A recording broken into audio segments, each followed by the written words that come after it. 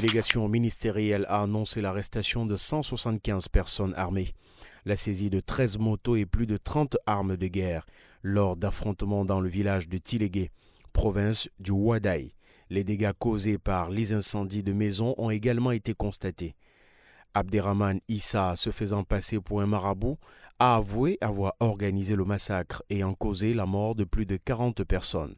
Au total, 152 armes blanches ont été saisies. Les représentants de la Hama dans le Moyen-Chari ont prêté serment.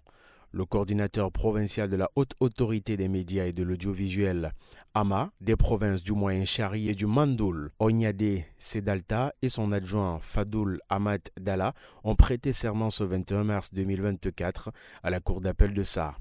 Cette cérémonie de prestation de serment a vu la présence du gouverneur de la province du Moyen-Chari, Abderrahmane Ahmad Bargou, et du secrétaire général de la Hama, Aladoum Félicien, ainsi que plusieurs autres invités. La commune de Moundou a réceptionné ce jeudi une chambre froide d'une capacité de 12 places au profit de la morgue de l'hôpital provincial de Moundou. Précédemment dotée de 8 casiers, la morgue de l'hôpital provincial de Moundou peut désormais accueillir jusqu'à 20 cadavres. Cette commune a fait augmenter sa capacité d'accueil en construisant une nouvelle chambre froide de 12 places. Le nouveau cadre a été réceptionné ce jeudi 21 mars par le 3e adjoint au maire, Aldembaye Clément. Au moins 23 soldats nigériens ont été tués mercredi et 17 autres blessés dans une attaque terroriste dans la région de Tillabéri.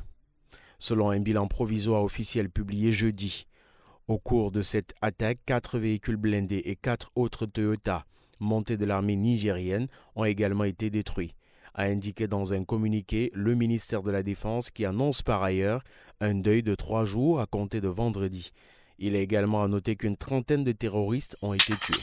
Le Niger a réouvert ses portes au Nigeria dans la nuit du jeudi 21 au vendredi 22 mars 2024.